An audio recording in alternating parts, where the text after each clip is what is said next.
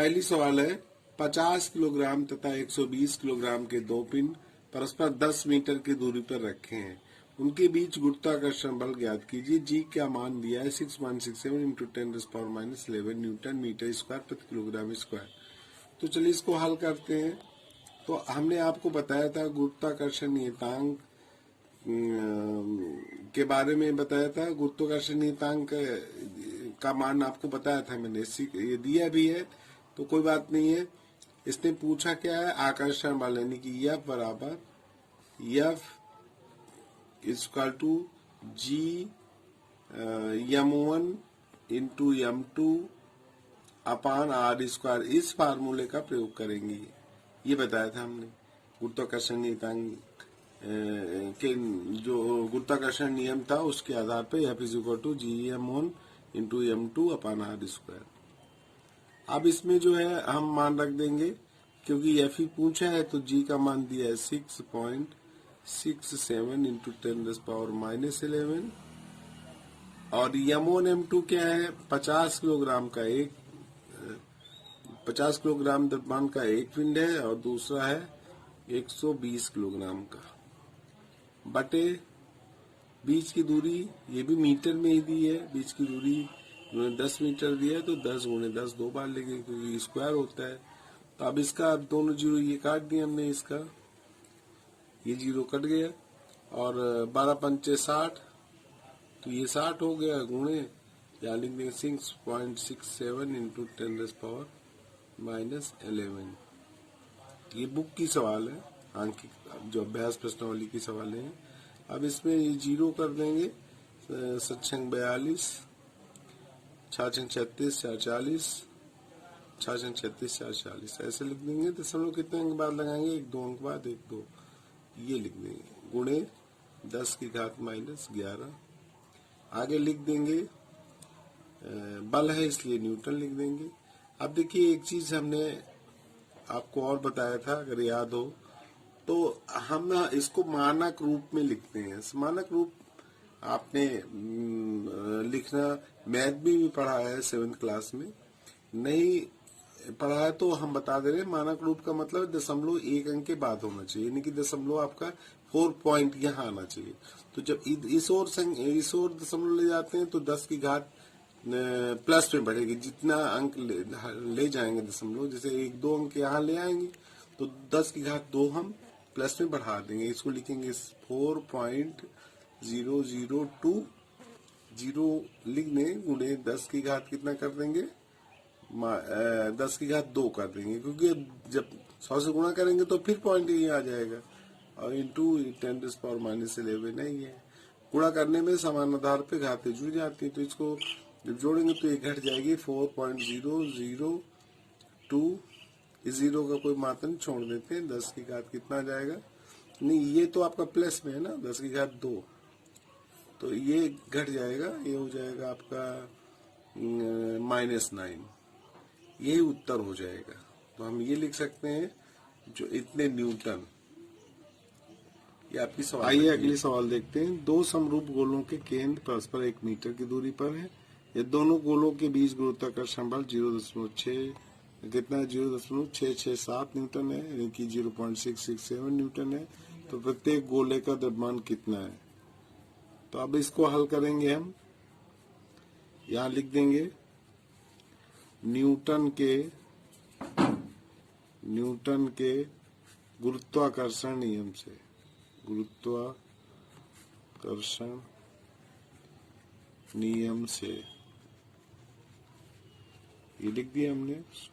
क्या बताया था, F is equal to GM1 M2 upon R square. अब देखिए यहीं पर आपको समझना है, F जो है F का मान ही इसने नहीं, द्रव्यमान पूछा है दोनों पिंडों का, जो करा प्रत्येक गोले का द्रव्यमान कितना है। तो बीच का गुरुत्वाकर्षण बल दिया है, यानी कि F की वैल्यू दिया 0.667 इक्वल टू G का मान होता है 6.67 इंटू 10⁻11 और हमने जो है द्रव्यमान निकालना है। तो देखिए समरूप गोले, तो यहाँ एक चीज और लिख दीजिए, माना प्रत्येक गोले का द्रव्यमान हमने मान लिया x किलोग्राम ये दिखा दिया। तो यहाँ x गुणे x यानी कि x स्क्वायर लिख देंगे अपॉन बीच की दूरी 1 है, इसका कर देंगे वर्ग। तो अब यहाँ लिखेंगे इम्प्लाइज दैट, अब देखिए ये 6.67 है तो इसको भी 6.67 लिखते हैं, लेकिन ऐसे नहीं काम बनेगा। यहाँ 10 की घात हमें कितना लिखना पड़ेगा, इधर ले जाना है तो माइनस में बढ़ा देंगे, एक स्थान ले गए दशमलव तो 10 की घात -1 लिख देंगे। यहाँ लिख देंगे 6.67 इंटू 10⁻11 इंटू आर स्क्वायर, एक का वर्ग एक ही आएगा, लिख दीजिए। तो इसलिए आर स्क्वायर इक्वल टू ये बटे में आ जाएगा 6.67 10⁻1 अपॉन 6.67 10⁻11। तो ये और ये कट गया। अब इसको ऊपर ले जाएंगे तो यहाँ हो जाएगा 10 की घात -1 लिखा है, ये ऊपर ले जाएंगे 10 की घात 11 हो जाएगा। तो ये 10 की घात जोड़ेंगे तो प्लस माइनस से घट जाएगा, 10 की घात 10 आ जाएगा। तो इसलिए आप यहाँ लिख दे रहे हैं, इसलिए x इज इक्वल टू, ये x है क्योंकि हमने x माना है, तो x square is equal to यानी कि x इज इक्वल टू, तो वर्ग इसका हटाएंगे तो रूट में संख्या आ जाएगी जो लिखी है 10 की घात 10। तो ये कितना हो जाएगा, 10 की घात 10 बार लिखेंगे तो 2 में से एक बाहर लाते हैं तो 5, 10 की घात 5 किलोग्राम। तो ये प्रत्येक जो है गोले का द्रव्यमान हो जाएगा 10 की घात 5 किलोग्राम, यही आपका आंसर हो जाएगा।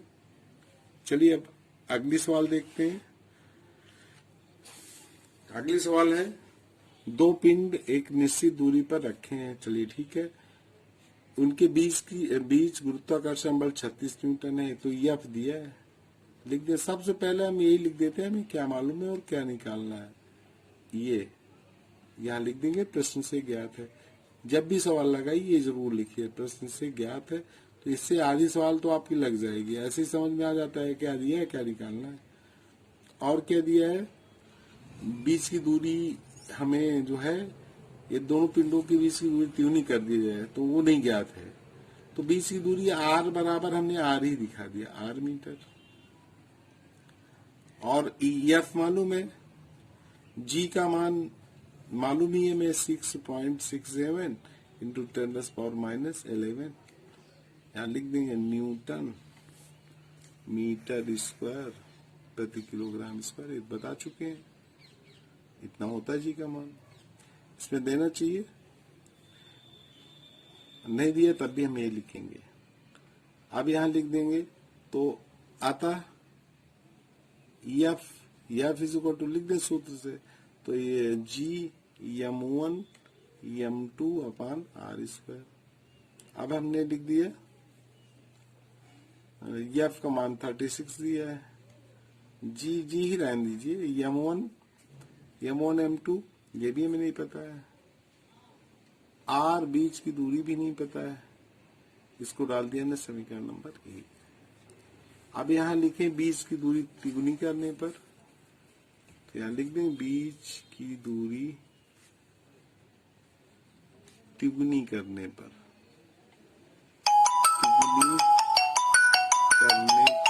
बीच की दूरी तिगुनी करने पर तो 3 गुनी कर दीजिए, यानी कि r उसमें माना था तो r is equal to 3r कर दे। तो F इज इक्वल टू कितना हो जाएगा, लिख दिया हमने G m1 m2 upon r square.